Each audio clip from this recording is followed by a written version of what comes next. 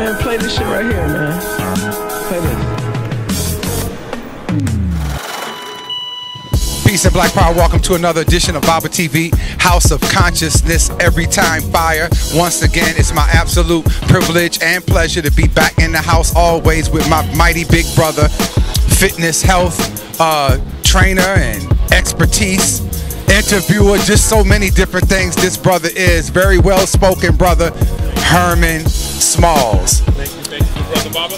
The first question I would like to ask is Eric Hernandez. There's a lot circulating, rumor, speculation, and so forth, but one of the things, he was acquitted of 2 of the murders and then convicted, or still he had to do the life sentence on the other one. And people are saying, well, he didn't commit suicide. We think something had, it was internal in the jail. But I mean, now, at the end of the day, what does it really matter? He killed somebody. I mean, to put it right and direct. Now, in the statement, he killed somebody, you have to go into, with legalities, it's what took place and what was legally proven. Because there's a whole bunch of people in jail convicted for something that they didn't do. And there's a whole bunch of folks out of jail found innocent, a whole bunch of stuff they did do. So, to go what has been stated, that he was acquitted on 2 charges and convicted on the 1. So yeah, he is a convicted murderer. And with that in mind, is this a karmic effect that, hey, no matter what happens to him, he got what he had coming? Some see it on that level as, kind of eye for an eye. Either way, to take it away from that for a moment, we may pop back onto that issue. But he was in law enforcement custody. He was a ward of the state at that point. So if you are under max security, 24-hour surveillance, you should not be able to harm anyone else or yourself. So from that perspective, because unfortunately, we have a lot of our brothers and sisters locked up under various levels of security that until their case is either adjudicated or until they've served their time, we're hoping an institution is going to keep them alive. If they weren't given a death penalty, should they die in jail because of some lack of supervision? The tools of death should not be available to anyone seeking to harm themselves. So there's so many separate issues, but to deal on a moral issue, if in fact he is guilty of murder, hey, what you put out is eventually going to come back. But it's a sad story all around. An individual that had so much opportunity before him. Now, he died at 27. I believe this whole thing, he was in his 23, 24 when the case started to form. The odds on becoming a professional athlete is like 1 in something like 10,000. So to make that leap, to be competitive, to be in that arena, to be commanding those salaries, and I'm not trying to be insensitive. These aren't the most important things, but this is another part of the picture. So this was a young man who clearly had his life laid out ahead of him in a very, very comfortable and well-off way, but through either the inability to manage his anger, because they say there were multiple incidents of him engaging in violence, or they say there were other murders. I really try not to deal in rumor, because if you open up the rumor gate, then you're dealing with what everybody thinks and thought they heard, and this one lived with, he knows his cousin, and we can be going on and on. Obviously, some rumors are more legitimate than others that will be bared out in fact, but from the things that I've read, yeah, it's a sad story all around. A young man with so much he had going for him to commit a murder, convicted, and then to be so shut down to now he has seen no other way but taking his life. If he did take his life, last before that question, because it's still on the table. Whenever someone dies in custody, we should always be suspect, notes or not. So yes, let me ask you a question. What do you think about the young lady that they found in the Hudson River? Was it the Hudson? It was the Hudson. Yeah, they said that she committed suicide when it first happened, but then later on, like about two days ago, now the police department is coming out saying that they smell foul play. They talking about that. You heard about that, brother? Where they now saying that the police is saying that it could be some foul play going on with the judge? Oh, yeah? Yeah. I ain't hear about that. Oh, okay. Yeah. So, see, you got to get some research on that. I'm just getting that news for the first time. So what do you think about that, man? It looked like she was bright. She had a good career going on. She looked happy. I don't see no videos of her being depressed or nothing like that. I don't know. I'm just saying, man. What do you think about that, brother? Yeah, a lot of suspicious deaths, and for us to be as accurate as possible, I know you described it as a young lady, which is a nice description. She was, from what I read, 65. So she was a senior judge and one of the first to be elected to one of her positions. Now, you can tell a lot about a person when they deceased by the people that are impacted by their death. And I've been reading and seeing, and I know here in New York, she was a part of Harlem, New York's elite. She was a mentor to many. I've seen people eyes water up when they talk about it. So she was clearly a very valued member of our community. Now, yes, they claim she committed suicide. There are people closest to her that said they didn't get any kind of sense that she was even depressed or that she was down. Now, this has to be taken into consideration. Unfortunately, on the other side, and this what I try to do as a budding reporter, I try to present as many sides. We look through history. Even one of the other cases, the founder of Soul Train, Don Cornelius. One of the others that again, in his elder years, but he had a life legacy that anyone would be proud of. Look at how many careers he started. Look at how he impacted a art form. But in his quiet time, his quiet moment, there had to have been pain. There had to have been sadness. Now, there was no controversy per se over his death, but so suicide can visit us with people closest to us. So if anything is a sign, then you need to be talking to the people around you. Everybody ain't doing as good as they appear to be. So we got to be speaking real. How you doing? I'm okay. No, really, brother, how you doing? Haven't seen, and this is real time. We on 125th Street. Y'all know Sensei? Yes. Okay, Sensei, warrior, soldier, a legend. If you from Harlem, you know Sensei Gatlin. He's a creator of the toy. I haven't seen him. I'm glad you mentioned him. I haven't seen him in a minute. See, exactly. Yeah, you're right. In my time frame, Professor I thought. Marvin Gaye. Yes, I thought it was about 2-3 weeks. So because I glanced over that appearance, I shouted at him. So just now, about 20 minutes ago, I pulled over to some of the vendors in that area, and they said they hadn't seen him either. And they hadn't seen him in about a month now. Because he every day. Religiously, rain, shine. If anybody gonna be out there holding their post, it's gonna be Sensei Gatlin. So the point I'm making is we gotta check on each other. I feel bad that I let it go that long, but people do travel. There are things that will take you out of the loop. But if we don't ask about each other, yo, Saneter, have you seen Baba? No, I ain't seen. Yo, Baba, you seen Saneter? Both of y'all should be. Yo, I haven't seen Herman in 2 weeks. If we ain't checking on each other like that and talking to each other, things can slip in and just affect us without your brother. Even though he near you, he ain't close enough to really know what's going on in your heart or in your spirit.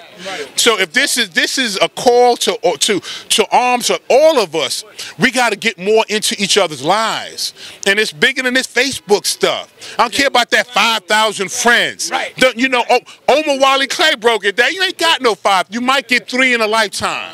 So don't get caught up in this technology. If you can't touch your brother from time to time, if you can't look into his eyes and see what's going on with him, then y'all ain't maintaining that friendship, that brotherhood, whatever it is, you're both deficient. And y'all got to step it up. So let's use that as a collective. Now, brother, you had a question? Yeah, I had a question. I've never known suicide to be one of our issues, though.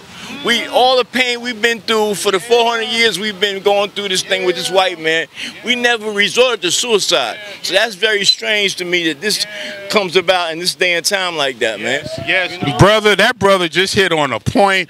And suicide, serial killing, killing our babies. We got our issues now based on our sojourn up in this Americanism, and some of us have spun around, but it was certain kind of inhumane conduct we never touched. I mean, we always, there was something mental to help us keep it together. But the most strongest and the most resilient of attributes can wither under enough torrential rains. So, and if you can't pop an umbrella up from time to time to brace yourself, so yeah, we are starting to emulate the behavior of the people who've been oppressing us. So we are starting to mirror them in lockstep. You know, and I think the first time it hit me as a reality, y'all remember the sniper, the Washington sniper in D.C. Once the news broke, I mean, I bet you 99% of they're gonna find some white boy who lost his degree and just gruntled over his life. When that turned out to be a brother, you know, anonymously just killing people. It's just yeah. So we have been moving in that direction. So, but back to the point at hand. So suicide can unfortunately slip up into a family, into a relationship. And also another name that comes to mind, that wonderful, talented sister Phyllis Hyman. Again, everybody's shocked. But I think in her case there was bouts of depression. Right. So if in those instances, and I'm pulling a little bit from my nursing training, in those instances where there is a documented case of either chronic depression or just bouts of severe depression, those people have to be monitored even closer. Right. You know, you can't allow the little swings, especially if there's a life occurrence that's traumatic, losing a job, the death of a loved one, the loss of a relationship. Loss of a relationship will trigger a spiral in some people. So if you know someone who already has a history and you are close enough to realize something in their life just happened, if that's someone you love, guys, you need to step right up in. And even if you get that initial resistance, nah, I'm okay, yeah, you got to be a loving irritant. You got to be like, yeah, I know you're okay, but I'm going to just sit and hang out with you a little while anyway. You know, and just make your presence and heighten your senses. Look a little more carefully than you normally do. Look at their maintenance. You know, they're still taking care of themselves. If they was a sharp dresser, they still dressing sharp. You know, yeah, are they starting to slouch and slip? If they worked out all the time, are they now not going to the gym? You know, what are their social activities that now they're starting to deviate from? All of these things are signs. And in young people, this is a major sign when they're starting to give away prized possessions. You know, their Xbox, their special devices. Yes. A brother who we know well, we haven't seen in at least a couple of years. And you're the only one that asked about him. But I asked about him many times to Dr. Felder because they live in the same neighborhood in Queens. And I'm talking about Brother Julian X. Yes. Remember Julian X? Yes. We haven't seen our brother Malcolm X secretary right here that be with us. He used to come out with us every day religiously. So we haven't seen him in a couple of years. I asked Nova about him, and they always kept saying, he's all right, he's all right. So I'm like, how you know? So every time I ask them, they said they're going to check on him, but they never give us no report. Okay. You know? So then, maybe you want to ask them too. Well, then, okay, I am a little remiss then, because from that time that I did, you know, bring it up, I did follow up, and him and Supernova drove to his house. They made contact. Now, you know, this happened. This is a few months ago. Okay. Now, our beloved elder, you know, he's in senior advanced years, you know, in his 90s, so he is in a home right now. His ability to take care of himself was getting a little challenged, so he needed a more 24-hour supervision. So yeah, but still in good spirits. But that same dynamic that you were starting, that I pushed, we got to do that with everybody, young, old, going through, and then financially, you know, brothers and sisters are suffering more. People don't realize, man. I'm seeing more people selling items like water. I'm seeing more people looking for little things to get by. People are hustling and grinding out here because it is real. And this could be to keep a room. This could be to keep a space in somebody's apartment or sleep on somebody's couch. So there are different conditions. So when you see your brother, your sister, don't always assume everything is okay. And if you have some resources, now none of us is swimming in dough. I know I ain't. But you know what? If you look close enough, you got a little something you can break off for your brother. You know, even if it's a swipe to get him on the train, hit him off with $1 or $2. You know, it may be small in its amount, but it's big from a humanity. For one, he knows someone loves him and he's getting something. And two, a cup of coffee, a bagel, a piece of fruit, something that just he can put in his stomach. You know, it goes a long way. Ideally, you want it the most nutritious, but when you're really on your grind and it's like that, something that will give you solace for that moment. And $1 can often do that if you spend it wisely. But yes, that Elder Julian is doing okay. Just right now, he has to have supervision of a high level. But we have to do that all the time, Saneter, all the time. Yes. Say that again. We got to be more aware of what's going on around us with our people, man. Definitely. Because no one is going to care about us more than we care about ourselves. And even, I'm going to get to self-care. I left something on purpose. I do this all the time just as a reminder. I just recently had a colonoscopy. Now, it's my third one, I still got the band from the procedure. Go ahead. Now, because the last time I did mine was like about maybe 4 years ago or 3 years ago. And when I went back and told him I wanted another one, my doctor told me it's too soon. Right. Is it? Yeah. Well, he said, you know what? He said, because Saneter, you full of... No, I ain't going to say that. No. I couldn't resist that one. I know Saneter. That was the perfect setup. I should have let it fly, but no. But you know what? Now that's probably a blessing. Now unfortunately, I'm sharing the time you had between yours. Okay. You said this is your third one. Yeah. Now I'm going to share some details. Now I don't often get into my little personal stuff, but since I open up the subject, I'm gonna share it. It's probably a blessing that he said it's too soon. Now you do it more frequently if there's some kind of history in your family. Okay. Now, unfortunately, my father's deceased now, 6 years to prostate cancer.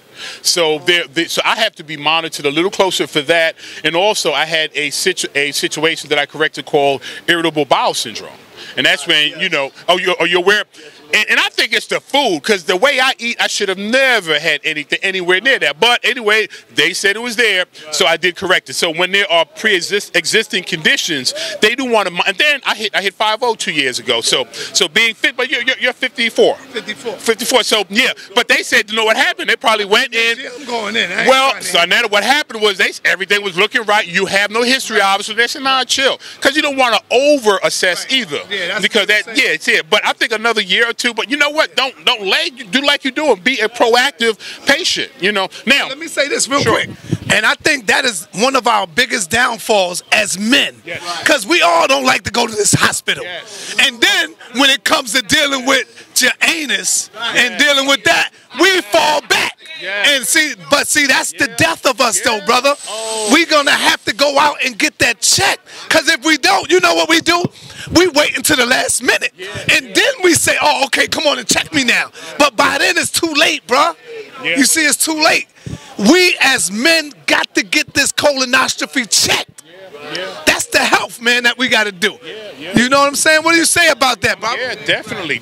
And no, let me ask Bob. Okay. Have you got yours checked yet, Baba? You kind of quiet behind that camera, Baba. How old? What you about? 48? Okay. 49. Baba. 50. You got to go check yours, Baba. Yeah, Baba, you are on deck. So they should either be mentioning to you. It don't hurt like it used to back in the days. You know what they did to me? I don't know how they did you, but they put me to sleep. And as soon as I woke up, it was over. Like bang, bang, over. They gave me this liquid, a big jug of liquid to drink the liquid so it could flush your system out. And then you go to the hospital, they hit me with this needle, I was out. And I woke up within my 10 minutes maybe. And it was all over. I'm waking up like, yo, it's over? That's it? Now, I don't know how they did judge joint. Now, So you was happy after that, too. he probably think it was 10 minutes. That's what it's called anesthesia. Because the procedure for them to do thorough, and then if they find a polyp or something, then they'll take it out. So the procedure, even in the case where there's nothing going on, it's still going to take maybe 25, 30, to do it right. It probably did not appear to. Probably didn't appear to. Now, for those of you considering it, I ain't going to send you in there not being fully warm. We kind of blurred over a lot, so we're going to rewind the night before. He told me, hey, drink some stuff. Man, you know what? If they want to replace waterboarding for terrorists, they need to get a gallon of that stuff and have them have to drink it for a colonoscopy the next. No, every 10 minutes. You have to drink 8 ounces of this solution that tastes like flour and water. And they put lemon in it, though. Yeah, did that help you? But they didn't help me. Peace, God. Peace. And you have to drink 2 liters. Every 10 minutes you got to be down, and this stuff don't taste good. And then towards good for you because it is good for you. But now about 30 minutes in, it's starting to activate. It's pushing and grinding, and you better be home when you do this. Right. Because you try to, let me drive, you in the middle of rush hour, let me start it. Yeah, you be pulling over on the highway. So yeah, and then everything is coming. And I know for some this is some kind of squeamish. I don't mean in any way be whatever crass, but we got to talk about the body. Especially for our brothers, the men. Yes. And our sisters, because the sisters they go to the hospital on a regularly. You see, for breast cancer, just to check everything. Yeah. So we got to be the one to do it. That's how important it is for us, man. Exactly. We think it's bad. Yeah. You know, we think, oh, I'm down. I don't need to go to no damn doctor. No. Family, No. brothers out there, if you already hit the age of 50, 39, 49, I mean, please go and get yourself checked out. Yes. Stop listening to these people about, some people say, oh, you know, that's homosexual. I don't let nobody touch this. Family, you sounding silly. Go and check yourself before it's too late. That's it. Now, to be honest, I never heard that argument about it. I just really. Now, really, that is homosexual to get your prostate checked? Yeah. Really? I mean, that's on some low consciousness that I can't even believe. Yeah. Now. No, hold up. When Divine used to go to Queen of Four to get a colonic, brothers be like, man, I ain't letting them stick no tube in my butt. Hold I ain't playing with that. Now, colonics, this is what I've heard about colonics, and I kind of understand where this came from. A lot of people don't do colonics because, again, the body was designed to flush from the top to the bottom. Right. So if you want something out of it, you introduce an activity that will cleanse and push it out. You don't have to go back into. Now, I've heard that. Now, I know. Breaking up the, which I totally understand. Now, I did not bring that. Oh, wait, no. You hold on. Okay, Saneter, I didn't bring it up to discuss it. I just tried to introduce what the thought processes were. So that's what I heard. And I never heard anything related to homosexuality. The only thing I heard was that, yeah, that's reversing. That's going upstream when it's designed to be cleansed downstream. Now, if you want to share some of the benefits that you know of. Yeah, I'm saying, like, when you take a colonic, it goes up, right, and it pushes with the force of the pressure the waste that's around your colon. That's impacted. That's on the walls. Right, that's on the walls. That's all. So it floods you up and blows you up, and next thing you know, it just pushes out and flushes out. Yeah. So again, and for those who subscribe to it and actively do it, and if you're getting blessings from it, Ashe. For those who, I have not had a colonic. No, I just, because of that, I like my body to do things as natural as possible, man. I don't take aspirin. I mean, I do have a series of vitamins I take, but even painkillers, and even, and back to you, Saneter, my shoulder, this is a week, and it's still a little bit shaky. Not going into no detail, but my shoulder got banged up a little out here. And see, the thing is, I'm a physical trainer. I know my body, and I'm about 60%. But I've had to modify my upper body workout. I've had to cut my weight like 40% for my presses. My bench is down 50%, but just to be cautious. So anyway, I think I'm going to progressively get strength back. Now, you said we wait, and we go to the hospital at the last minute. No, that's not the scenario. We wait, and usually it's our women that drag us to the hospital. That's right. After they get tired of you, I'm going, and they will snatch your butt. Usually, sometimes have to carry you in. Well, to keep it was my wife that forced me to go and get checked out. Yeah. So yeah, it's usually that way, and that's, brothers, we got to get better though, man. We have to love ourselves more than that. Yo, my man. Because if you truly love yourself, you will take care of yourself. Pull our brothers off the street. The man on the street. Come on over here. Yo, this what's your name, is one of our active vendors. Hold on, what's your name? Kevin. How old are you? 50. You 50. Have you had a Colonoscopy. colonoscopy? Yes, I have. There you go. See that? Because 3. we as men don't like to When I get was checked 47. out. Okay, there you go. You had what? When I was 47, I went and got it. There you go, brother. Then 48, then 49, now I'm going next month to get it. Whoa! Now, hold on. One last question. Now, that is a pretty frequent cycle. Now, did they say why? And now this is, if you don't want to share any personal information about your health, I'll understand. But if you want to share, why do they want you to do them so frequent? Is there any predisposition in your family or anything like that? Because they know, as they know that 80% of black men gets cancer. It's hereditary in our genes that we get cancer. Why? Because most of our ancestors smoked. Most of my ancestors smoked tobacco. Recent tobacco. Here. Okay. Tobacco. They grew the tobacco. Tobacco went into their system as they picked that tobacco. That tobacco gave them cancer. That cancer went into our genes. So even we're the generation. We're doing the health test right now. Our people Yeah. gets the highest rate of cancer out of any nationality. It's our people. Thank you, my man. Come on over here, my brother. We're doing the health test amongst the brothers. First of all, how are you, brother? I'm all right. How old are you, brother? 61. All right, now here's the important question. Have you had a colonoscopy test yet? Yes, I have. Twice. All right, there you go. See, the reason we asking because a lot of us as men, we don't like to go to the hospital.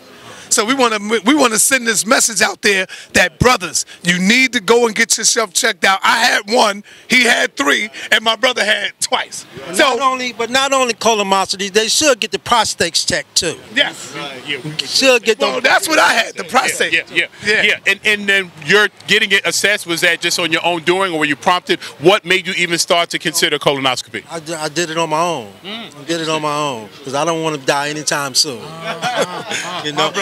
Plus, cancer runs in my family, so I keep a tight check on that as I advise my other family members to do. And for the last few moments we have you, at 62, you're looking good. What else? What else are you doing for your maintenance? We're talking about black men's maintenance. Work out. What, weights, cardiovascular? Well, I do mostly bodybuilding right now, but I got to get more into some cardiovascular too. Okay. You know, and your foods and anything, do you cook for yourself? Are you vegan? No, I'm not a vegan. You know, that's my weak spot right there, that food, y'all. Right now, I'm trying to give up that soda. Oh, okay. Well, I tell you, all right, well, whatever weak spot you got, it ain't showing. Right. Brother, thank you for stopping and sharing your wisdom. Good, family. Yeah. All right, so that's how we got to do. See, you stop some of the people on the street, give a little testimony, and that's what it is, man. Yeah. So I tell you, brothers, and we're aiming for the brothers because sisters, y'all kind of have this together. Y'all talk to each other about things going on with your body. Y'all have a more intimate contact with each other, related to facts like that. Yeah. Sorry, Chief. Related to facts like that. So with those facts, we want peace. Okay, my man. With those facts, you are able to motivate and inspire each other. Where with us men, you know, we spend more time talking about sports and talking about, you know, women and talking about other stuff instead of really talking about health. So if we do anything that we need to improve as men, we need to talk about our issues. When we don't see each other, we got to check on each other. And if you see a brother limping or you see a brother doing something differently than the way he moves, you know, you have a right. If someone's your friend, you have your brother, you okay. You know, that's not a bad thing to do. And I know we often just put that wall up, and, you know, because it's important for us as men to be strong, to appear, you know, formidable, to appear that everything is okay. But when it's not, it's the people around you that love you will help you to identify what the problem is and even help move you towards what some possible resolution to those problems could be. So I know we started with the story on the incarcerated NFL player that committed suicide, and we meandered into help. This is how we do. We did the Man on the Street with Baba TV, with Black News 102, with grassroots media in general. This is the only way. You got to come here to get these kinds of stories, these kinds of bills. We need your subscription, so to continue to support us if you like what we're bringing to the table.